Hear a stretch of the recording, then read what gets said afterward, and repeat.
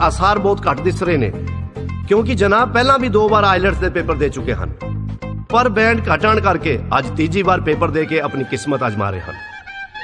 ਹਾਂ ਹਾਂ ਕੋਈ ਨਹੀਂ, ਦੇਖ ਲਾਂਗੇ। ਕਿੱਦਾਂ ਬਾਈ ਜੀ? ਕੀ ਹਾਲ ਹੈ ਭਾਜੀ? ਵਧੀਆ ਵਧੀਆ। ਕਿੱਥੋਂ ਜੀ ਤੁਸੀਂ? ਮੈਂ ਵੀਰੇ ਗੋਬਿੰਦਗੜ੍ਹ ਤੋਂ।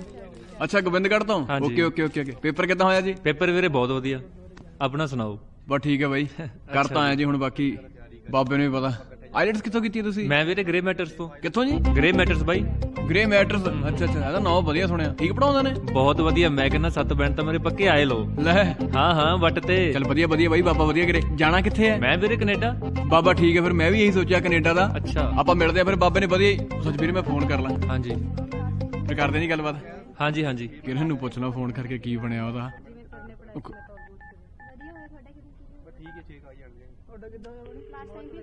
ਉਹ ਪਤਾ ਉਹ ਚੱਕ ਲੈ ਹੁਣ। ਹੈਲੋ, ਉਹ ਕਿਵੇਂ ਐ? ਕੀ ਬਣਿਆ ਪੇਪਰ ਦਾ? ਪੇਪਰ ਬੜਾ ਹੀ ਔਖਾ ਆਇਆ ਸੀ ਮੇਰਾ ਪੇਪਰ ਤਾਂ। ਤੈਨੂੰ ਪਤਾ ਹੈ, ਰਾਈਟਿੰਗ ਦੇ ਪੇਪਰ ਦੇ ਵਿੱਚ ਤਾਂ ਮੈਂ 25 ਮਿੰਟ 'ਚ ਪੇਪਰ ਕਰਕੇ ਦਿੱਤਾ ਸੀ, ਪਰ ਲਿਸਨਿੰਗ ਦੇ ਵਿੱਚ ਪਤਾ ਨਹੀਂ ਉਹ ਕਿਹੜੀ ਅੰਗਰੇਜ਼ਣੀ ਜੀ ਆ ਗਈ ਸੀ। ਪਤਾ ਨਹੀਂ ਕਿ ਅਟਰਮ ਪਟਰਮ ਜਿਹਾ ਮਾਰੀ ਜਾਂਦੀ ਸੀ, ਮੈਨੂੰ ਤਾਂ ਕੁਝ ਸਮਝ ਨਹੀਂ ਲੱਗਿਆ। ਮੈਂ ਤਾਂ ਤੁੱਕੇ ਨਾਲ ਹੀ ਸਹੀ ਗਲਤ ਕਰ ਰਹੀ ਹਾਂ। ਚੱਲ ਛੱਡ, ਤੇਰਾ ਕੀ ਬਣਿਆ? ਮੇਰਾ ਕੀ ਬਣਨਾ? ਜੱਟਾਂ ਨੇ ਕਰਤੀ ਜੱਟਾਂ ਵਾਲੀ। ਉਹ ਮਾਰਿਆ ਭੜਕਾ ਕੇ ਪੇਪਰ। ਉਹ ਰਹਿਣ ਦੇ। ਤੂੰ ਤਾਂ ਪਹਿਲਾਂ ਵੀ ਆਇਓ ਕਹਿੰਦਾ ਸੀ ਜੱਟਾਂ ਨੇ ਜੱਟਾਂ ਵਾਲੀ ਕਰਕੇ ਦਿਖਾਤੀ। ਉਹ ਤਾਂ ਬਾਅਦ ਵਿੱਚ ਪਤਾ ਲੱਗਿਆ ਸੀ ਜਦੋਂ ਗੋਰਿਆਂ ਨੇ ਗੋਰਿਆਂ ਵਾਲੀ ਕਰਕੇ ਦਿਖਾਤੀ ਸੀ। ਤੂੰ ਬਸ ਕਰ, ਢਕੀ ਰਹਿ। ਪੁਰਾਣੀਆਂ ਗੱਲਾਂ ਨਾ ਛੇੜਿਆ ਕਰ। ਸੁਣਿਆ, ਨਾਲੇ ਉਸ ਟਾਈਮ ਕੋਈ ਅਨਪੜ੍ਹ ਗਵਾਰ ਗੋਰਾ ਬਹਿ ਗਿਆ ਹੋਊ, ਉਹਨੂੰ ਸਮਝ ਨਹੀਂ ਲੱਗੀ ਹੋਊ ਬਈ ਜੱਟ ਸਾਹਿਬ ਨੇ ਪੇਪਰ 'ਚ ਲਿਖਿਆ ਕੀ ਸੀ। ਤੂੰ ਐਤਕੀ ਦੇਖੀ, ਕਿਰਨ ਜੇ 9 ਚੋਂ 8 ਮਿੰਟ ਨਾ ਆਏ ਪੂਰੇ, ਸਭ ਤੋਂ ਪਹਿਲਾਂ ਡੱਬਾ ਲੱਡੂ ਦਾ ਤੁਹਾਡੇ ਘਰੇ, ਫੇਰ ਲੱਗੂ ਤੁਹਾਡੇ ਕਾਲਜੇ ਅੱਗ। ਹਾਏ ਓਏ ਲੈ ਖਾ, ਕਿੱਦਾਂ ਗੁੱਸਾ ਚੜਿਆ। ਚੱਲ ਛੱਡ, ਗੁੱਸਾ ਕਿਉਂ ਹੁੰਦਾ?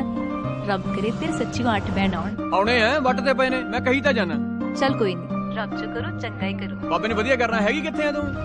ਮੈਂ ਬੱਸ ਦੀ ਉਡੀਕ ਕਰਦੀ ਦੀਆਂ, ਅੱਗ ਲੈਣੀ ਕੋਈ ਬੱਸ ਹੀ ਨਹੀਂ ਆਉਂਦੀ ਪਈ। ਉਹ ਚੱਲ ਕੋਈ ਨਹੀਂ, ਥੋੜਾ ਟਾਈਮ ਹੈ, ਖਾ ਲੈ ਬੱਸਾਂ ਦੇ ਧੱਕੇ। ਜਿੱਦਣ ਮੈਂ ਕੈਨੇਡਾ ਤੁਰ ਗਿਆ ਨਾ, ਸਭ ਤੋਂ ਪਹਿਲਾਂ ਤੈਨੂੰ ਗੱਡੀ ਗਿਫਟ ਕਰੂੰਗਾ, ਬੇਫਿਕਰ ਰਹਿ।